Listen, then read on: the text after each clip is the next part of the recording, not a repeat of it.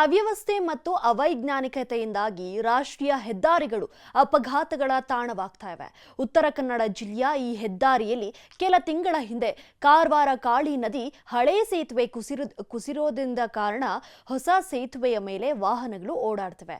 ಆದರೆ ನಿಯಮ ಉಲ್ಲಂಘಿಸಿರೋ ಕಾರಣದಿಂದಾಗಿ ಅಪಘಾತಕ್ಕೆ ಆಹ್ವಾನ ನೀಡುವಂತಾಗಿದೆ. ಹೆದ್ದಾರಿಯಲ್ಲಿ ವಾಹನಗಳ ಡೆಡ್ಲಿ ಸಂಚಾರ. ಸ್ವಲ್ಪ ಯಾಮರಿದ್ರೂ ಜೀವಕ್ಕೆ ಕುತ್ತು ಗ್ಯಾರಂಟಿ.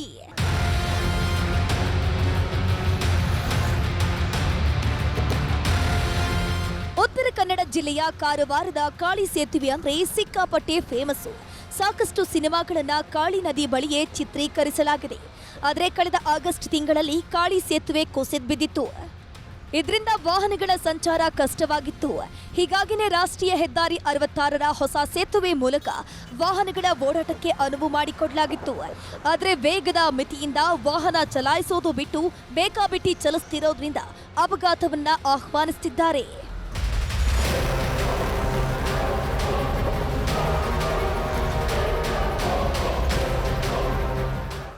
ಹೆದ್ದಾರಿ ಅಂದಮೇಲೆ ವಾಹನಗಳು ಸ್ಪೀಡ್ ಆಗಿ ಹೋಗೋದು ಕಾಮನ್.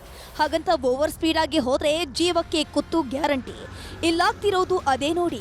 ನಾ ಮುಂದು ತಾ ಮುಂದು ಅಂತ ಸವಾರರು ಹೆದ್ದಾರಿ ನಿಯಮಗಳನ್ನ ಉಲ್ಲಂಘಿಸಿ ಸಂಚರಿಸುತ್ತಿದ್ದಾರೆ. ಒಂದ್ ವೇಳೆ ಅಪ್ಪಿ ತಪ್ಪಿ ಸ್ವಲ್ಪ ಯಾಮಾರಿದ್ರೂ ಆಗೋದು ಮಾತ್ರ ಘನಘೋರ ದುರಂತ. ಹೀಗಾಗಿ ಓವರ್ಟೇಕ್ ಮಾಡೋದ್ರಿಂದ ಉಳಿದವರು ಜೀವ ಕೈಯಲ್ಲಿ ಹಿಡ್ಕೊಂಡು ಓಡಾಡುವಂತಾಗಿದೆ. ಸೇತುವೆ ಮಿಡ್ಲಲ್ಲಿ ಡಿವೈಡರ್ ಪೋಲ್ಸ್ಗಳನ್ನು ಹಾಕಿದ್ದಾರೆ. ಡಿವೈಡರ್ ಪೋಲ್ಸ್ ಹಾಕಿದ್ದು ಒಂದೂವರೆ ತಿಂಗಳವರೆಗೂ ಸರಿ ಇತ್ತು. ಇದಾದ್ಮೇಲೆ ಎಲ್ಲ ಕಿತ್ಕೊಂಡು ಹೋಗ್ಬಿಟ್ಟಿದ್ದಾವೆ. ಕೆಲವೊಂದು ಗಾಡಿ ಅದ್ರ ಮೇಲೆ ಹಾದು ಹೋಗಿದ್ದಾವೆ. ಕೆಲವೊಬ್ರು ಎಲ್ಲ ಒಟ್ಟಿನಲ್ಲಿ ಎಲ್ಲ ಡಿವೈಡರ್ ಪೋಲ್ಗಳು ಒಂದು ಎಂಡಿಂದ ಇನ್ನೊಂದು ಎಂಡ್ವರೆಗೂ ಎಲ್ಲ ಕಿತ್ಕೊಂಡು ಹೋಗ್ಬಿಟ್ಟಿದ್ದಾವೆ. ಯಾವುದೇ ಗಾಡಿಗಳು ಸ್ಪೀಡ್ ಲಿಮಿಟ್ ಇಲ್ಲ, ಏನೂ ಇಲ್ಲ. ಎರರಂಬೇರಿ ಸ್ಪೀಡಾಗಿ ಹೊಡ್ತಾ ಇದ್ದಾರೆ. ಯಾವ ಟೈಮ್ನಲ್ಲಿ ಯಾವ ಗಾಡಿ ಬಂದು ಗುತ್ತದೆ ಅನ್ನೋದು ಒಂಥರ ಜೀವ ನಮ್ಮ ಕೈಯಲ್ಲಿ ಇಟ್ಕೊಂಡೆ ನಾವು ಡೈಲಿ ಗಾಡಿ ಓಡಿಸ್ಕೊಂಡು ಈ ಕಡೆಯಿಂದ ಆ ಕಡೆಗೆ ಹೋಗ್ಬೇಕಾದ ಪರಿಸ್ಥಿತಿ ಬಂದಿದೆ. ಈ ಹಿಂದೆ ಏಕಮುಖ ಸಂಚಾರ ಇದ್ದಾಗ ಅಷ್ಟೊಂದು ಟ್ರಾಫಿಕ್ ಜಾಮ್ ಇರ್ತಿರ್ಲಿಲ್ಲ. ಇದೀಗ ಕಾರವಾರ ಮತ್ತು ಗೋವಾ ಕಡೆ ಓಡಾಡುವ ವಾಹನಗಳು ಒಂದೇ ಸೇತುವೆ ಮೇಲೆ ಸಂಚರಿಸುತ್ತಿರೋದ್ರಿಂದ ವಾಹನಗಳ ದಟ್ಟಣೆ ಹೆಚ್ಚಾಗಿದೆ. ಅಲ್ಲದೆ ಸೇತುವೆಯ ಒಂದು ಬದಿಯಲ್ಲಿ ಯಾವುದೇ ಸೇಫ್ಟಿ ಇಲ್ಲ.